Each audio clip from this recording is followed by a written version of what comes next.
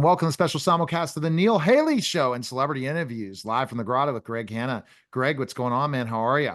Doing awesome, Neil, and excited to talk to our next guest. Yes, Jimi Petulla is with us, and we're so excited to have you on, Jimmy. And just the film Trust and Love. I mean, honestly, I had I broke down in tears from the film. So thanks again for stopping by, Jimmy. Oh, thank you. Thank you so much for watching. I appreciate it. Yeah, absolutely. And again, where's your long hair? That's all I have to say. But go ahead, Greg. Go ahead, Greg, with your first question for Jimmy. It's an obvious one. Jimmy, how did you come up with the idea for Trust and Love? I sadly went through a divorce almost 20 years ago. And the real story is I ended up raising two sons on my own that are now 29 and 30. But when I was going through it, I thought I was in a great marriage, and my wife was frankly cheating on me. And you wake up in the morning and you go to, and I had just built up my business, and you realize that you can lose everything overnight. And I just thought in the back of my mind, I thought, God, I'd like to do a modern day divorce movie. So that's sort of where the seed was. The one that I remember years ago growing up. You might remember it as well. Is Kramer versus Kramer. Oh yeah, yeah. And that movie broke my heart. So that's sort of where the seed of the idea came. And Jimmy, what I gather, when you talk about this is ultimately people have to check it out to see really the ending, because again, you get to create things the way you want to create them. But it really showed how awful divorce attorneys are and how horrible the situation is. And if every person who decided to get divorced would just meet together and with a mediator, then no money involved, or just to break it down and have the conversations, it's the best thing, because ultimately you're having other people speak for you. And this is my Oh, yeah. experience alone, I, right? exactly. I mean, obviously, if I would have wrote what exactly happened to me, it wouldn't have been interesting. We never ended up getting back together. But I'm with you. I was like, if people think the grass is greener on the other side, they break up a family, they go over there and find out, frankly, it's just as brown kind of a thing. And exactly, a lot of in fact, in my situation, we could have resolved it. We had it resolved, but when you go to a lawyer, the first thing a lot of times they do is separate you, and because it's a hourly thing on the clock, and it's just a And devastating thing. they know you have money. They're going to just keep just billing you. And then Yeah. it goes back and forth emails and not speaking as you speak. I don't know about grass greener on the other side. I'm very glad I'm divorced, but ultimately Right. I would agree with you on one phase.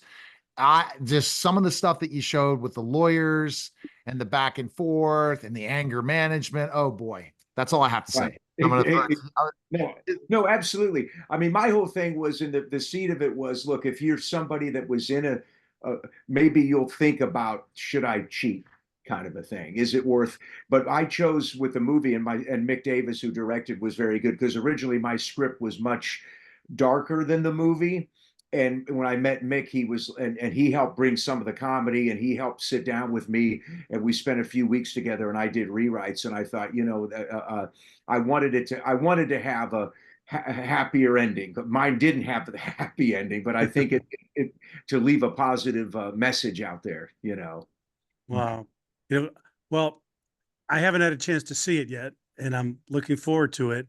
But tell me about your character and also Eric Roberts' character. Yes. So, well, my character is a record producer who lives in Malibu. I happen to live in Malibu, so I was able to use that. You guys will like my story, frankly. Believe it or not, I'm from Oil City, Pennsylvania. see. He's in Wow. Boston. I'm in Pittsburgh, but I love it. I And, saw that in and radio. You yeah, and I remind me of started and I started in radio. I and I started in radio. started at WRCT 88.3 was my first part of my syndication 15 years ago. The college My radios, even though I didn't my go to college there, I got sponsored. Go ahead. My first radio job was in high school at WOIL in Oil City, Pennsylvania. You'll love this. Before school, I would drive by the radio. Well, my bicycle. I'd ride my bicycle to the radio station, and I would read the school lunch menus over the air. I love it. but that started a good 10 to a 12-year career. Radio got me from Pennsylvania to California. That's But phenomenal. but the story's about a record producer who lives in Malibu. He's successful and he's trying to get a hit record out of this rock band. And we've got a special thing there. We have a real rock band in the movie, a band called Steelheart. They had they still are around. They had some hits back in the '90s, and we're trying to resurrect them. And we had a nice thing happen where Millie, the singer of the band, said, "Jimmy, why don't we use Robbie Krieger from the Doors' studio?" Mm. I said, because he knows Robbie and worked with Robbie, so we got to do the studio scenes at Robbie's studio, and we thought we got to find a cameo for him. So he did a little cameo for us, and then when I had the script written, I had a friend who knew Eric, because we were looking for somebody to play the guru who's, quote, a therapist, who's a kind of a crazy therapist. And Eric read the script and said, "Hey guys, if it works in my schedule, I'd love to do it." And thank God it worked out. And he does a surprising nice job in the film. Of course, That's great. he's a legend. Yeah. Absolutely. Greg, another question for Jimmy about, I guess, entrepreneurship and stuff. Where you want to go with this? And Oh man, I'd love to ask you about that. Neil's got a business. I've got a business.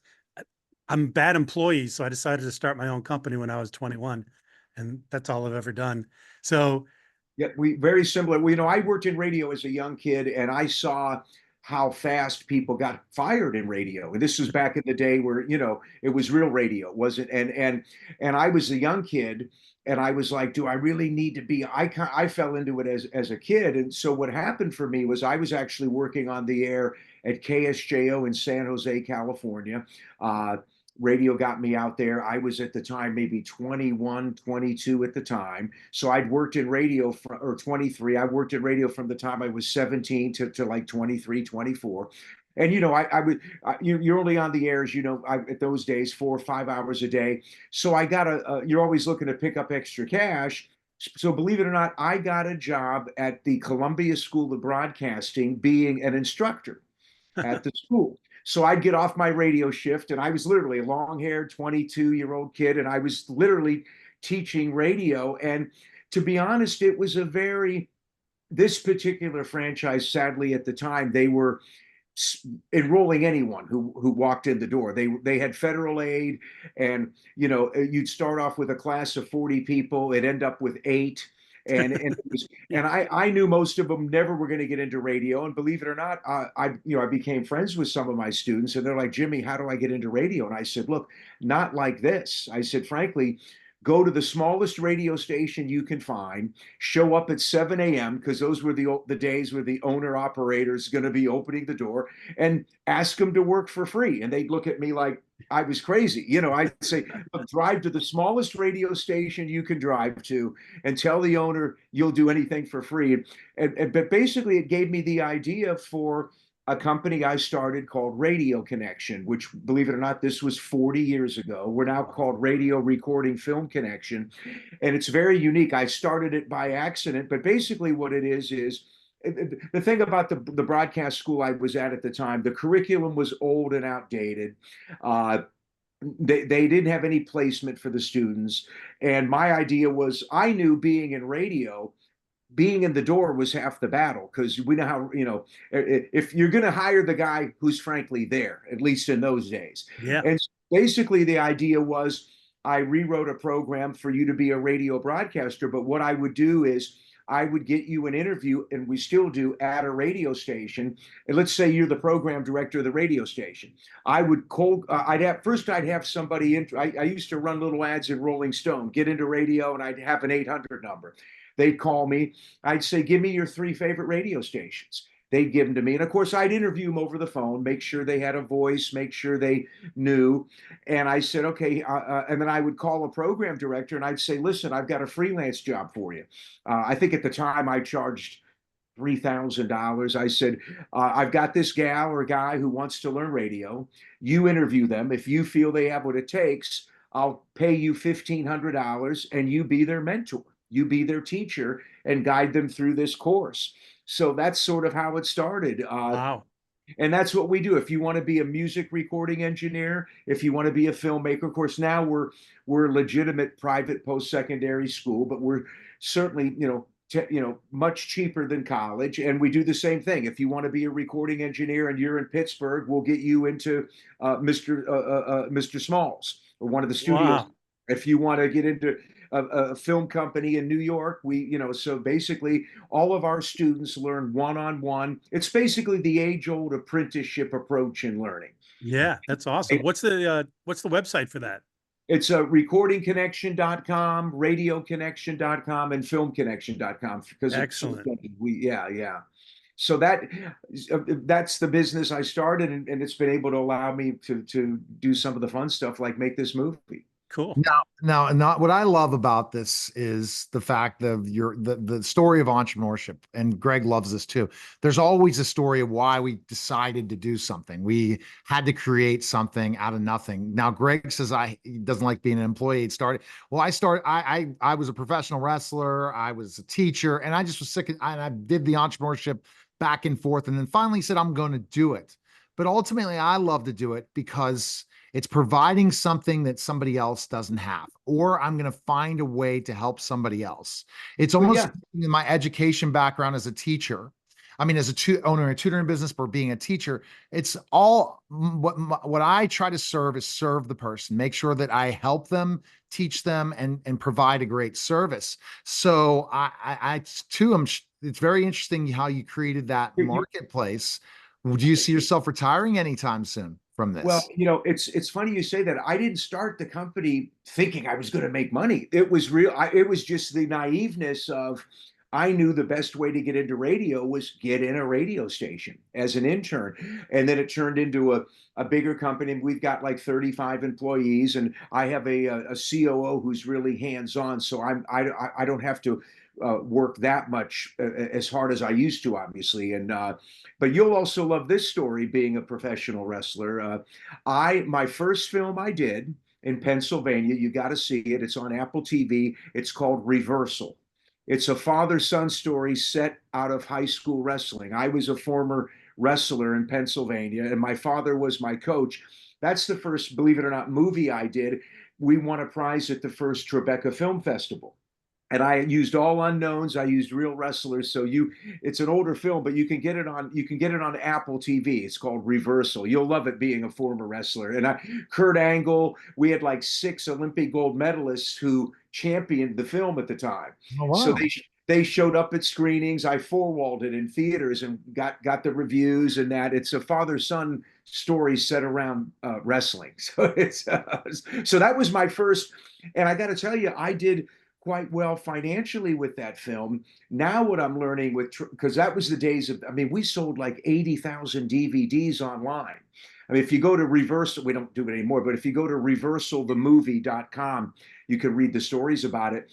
But that's the other thing. When I decided to make this film, I'm learning now on distribution. Now we have a distributor, but I'll see how it all flies, because now you're bound to the streamers. So it's going to be slow money over time. So we'll see how it works. I'm like, Yeah, exactly. Right. But I'm a risk taker, and I like to learn as well. Absolutely. Yeah, I think that's a common goal or a common trait amongst successful entrepreneurs is high risk tolerance. I think you have to have that, right? Yeah. Look, I was silly enough to self-finance this film. Everybody, nobody would have made this movie. I have friends that have been trying to get movies made, and I was just like, well, let me, I mean, obviously you don't want to, mortgage your house to go make a movie. You got to, but it's a risk. And I'm trying to, like I said, I think for the budget that we had, I mean, obviously we did this film in 20 days. We only had, 1 to 2 takes. So it's not, you're competing with, Hollywood movies. But as I found with Reversal, I mean, if you have a beginning, a middle, and end, I'm not going to say everybody's going to love the movie, but I think it's really about telling a story, and if you can tell a story and get that, it was a little bit of a risk for us too, because I'm not a well-known actor. I'm not at all. I was like, well, let me mix it. Why don't you play the father? And I said, okay, you know. So it was like, and then a couple of the actors are very unknown. In fact, the guy who plays my brother, Timmy, never acted in his life, but he had the look for what I But wanted. he really did decent shit. That's his first time Yeah, acting. yeah, yeah. Wow, that's cool. Are you kidding me? So, I mean, I thought he played a character that could be played in anything Well, the way he you know, did it. that's who he is. I wrote about this beach bum surfer guy, and my buddy goes, Jimmy, what about Timmy? And I said, oh, because that's what he is. This guy lives in an RV and surfs. That's his life. He teaches surfing in Malibu. Been there for 30 years. You know, everybody knows him. And I was just like, you know, you'd be perfect. And thank God he trusted and just was able to play himself. Oh, that's a great story. Did he go to actingconnection.com or not yet? Yeah. No. No, he Right. just did a really good job for his first role. Okay, Greg has a final question for Jimmy, and this question is pretty deep. Go ahead. Yeah, right before I ask that, just Okay. real quick, you know, because the movie is so, I think, important based on the subject matter and the roots of it. I think it's really important. What do you hope the viewers learn from your film? You know, I think I mean, obviously family. Another thing in the film is which happened to me. You know, I have a son who, great kid, and uh, I since from the time he was in kindergarten till like literally high school, all his friends were girls. He never had a guy friend, good looking kid. All my buddies would come over, man, this guy's got the girls and the chicks, and he never had any guy friends. Although he was popular in school and he had acquaintances, but no, you know, it was always just him and a bunch of girls. And he came to me one day when I was in my home office. At the time, he's what, 15 or 16. He says, Dad, he was crying severe, you know, like, I don't understand. Why aren't I like you? I don't understand what's going on. And I said, Brandon, what's up? And he says, Dad, I think I might be gay. I don't know. And thank God, you know, I hugged him and said, I love you. And, you know, and then I'm like, you know, really, you know, part of me, but I knew that it was me, but it was, I didn't know. Look, guys, again, I'm from Oil City. And even though I'm living out here and living in Malibu, I didn't understand it.